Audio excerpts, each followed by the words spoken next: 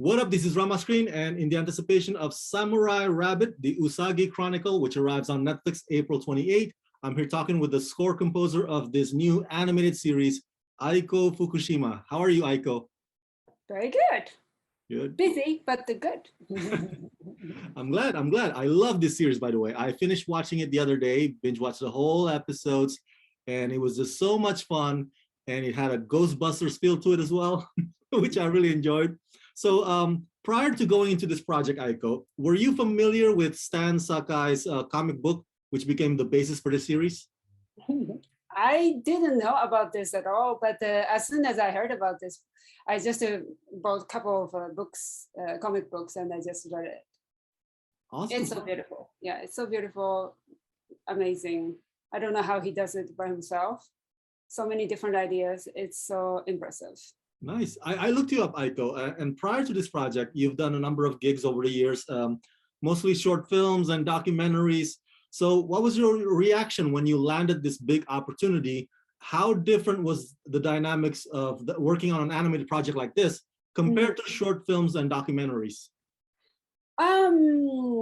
I have done just a drama, like a live action films before, and I have never done animation. And also I have never done series. And it was a lot of responsibility because I did 20 episodes at once, and it was a lot of work. And also for the series, I needed to because there are so many stories and there are so many characters. I needed to come up with the whole vision, whole sound, and also whole like themes for each characters, and they had different situations. So I had to come up with the different situation themes, and that was really a lot of fun and also very challenging. Yes, thank you for sharing that. I also read that Stan Sakai himself has been involved with the development of this project since the beginning. Was he involved with your process of composing your score, or did he kind of leave you to run with it?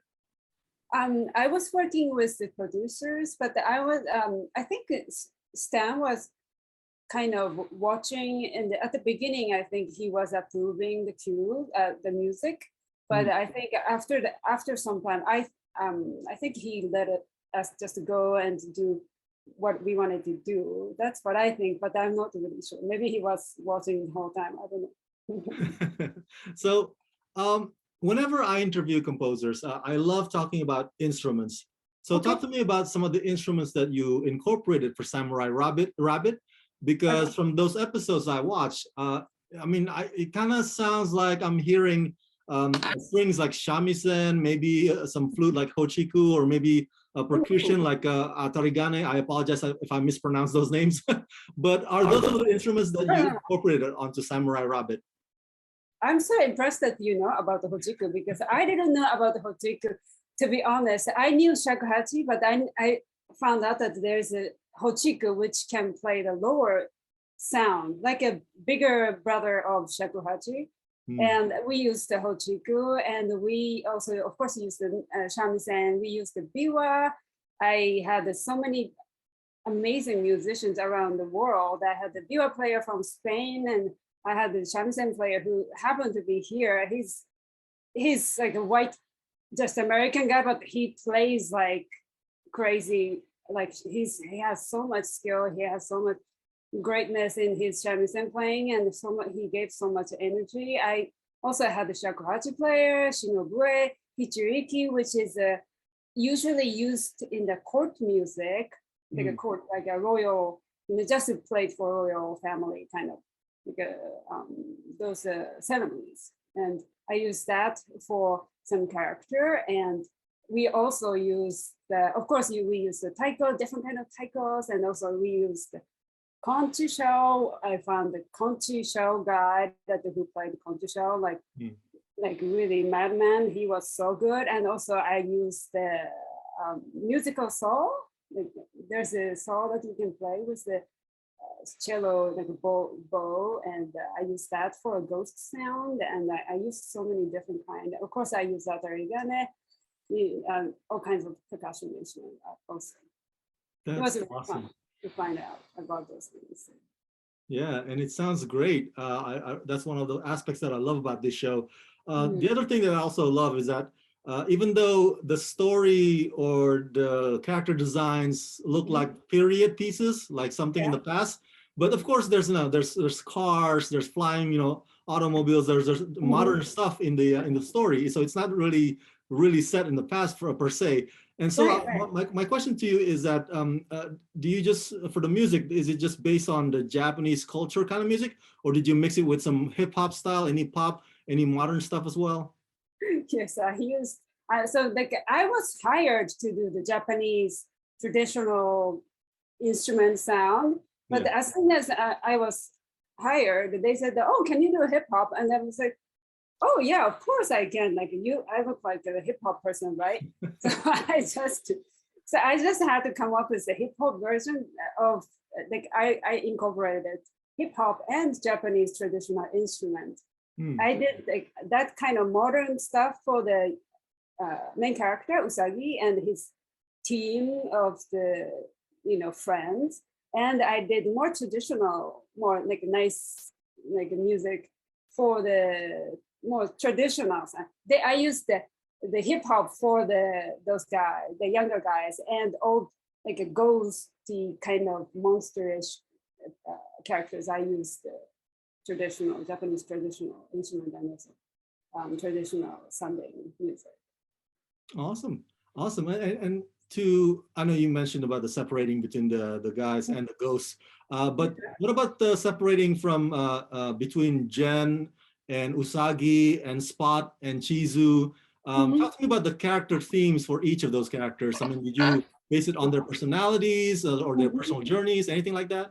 Yeah. Mostly personality. I wanted to use Usagi. I used the shamisen for Usagi because he's jumpy and he has so much energy, and shamisen can provide that. And I used the cello and other like pizzicato and like more string instruments for Chizu, which Chizu has really like a depth in her personality.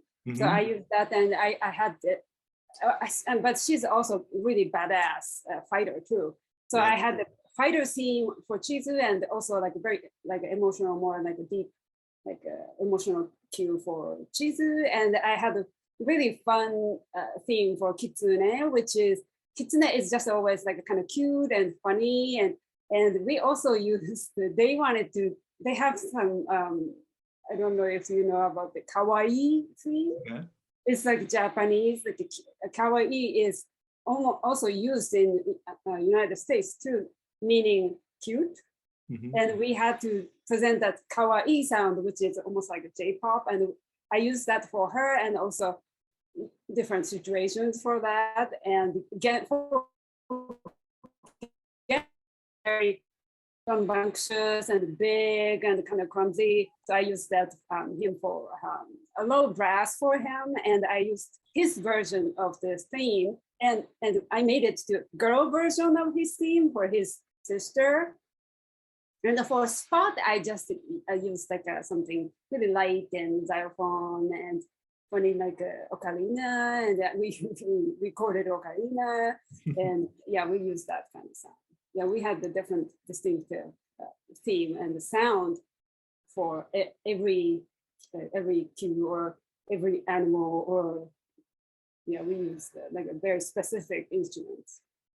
I tell you, Spot is my favorite character. I think after watching this show, a lot of people are gonna wish that they had Spot as their pet. He's always really positive and like really cute. Yeah, it's like a little dog kind of thing. Well, so let me ask you this: what is the significance for you, the fact that this is a Japanese-inspired project, and you came from Japanese heritage? Does it make the composing process easier or more challenging, the fact that you share the same heritage as the story? I realized quickly that this was my dream job because I grew up in Japan, and I have this like Japanese sensibility in me, and I just grew up in listening to temple bells or the music from the ceremonies at the shrine, or different kind of festival like summer festival or winter time, and I just have that in me. So I think that making the theme in a way that with Japanese sensibility was a lot of fun. And also I felt like I should be doing this job because I have this background and also the history in Japan. I grew up in Japan, so I came here as an adult. So my sensibility is Japanese. So it was a really perfect job for me. And I'm very honored to present my culture. I'm happy for you. And finally, what is the best advice that you've ever gotten, or maybe the best advice that you've given to yourself about this business, about composing scores in Hollywood? So I was, at the beginning, I was kind of worried that, oh, am I doing it right? Am I doing it this? But for this project and also every project, I felt like, because there's no answer, like one answer in music. So I feel like I just came to conclusion that whatever I do, and I put 100% effort, and I was just I just put everything in the music.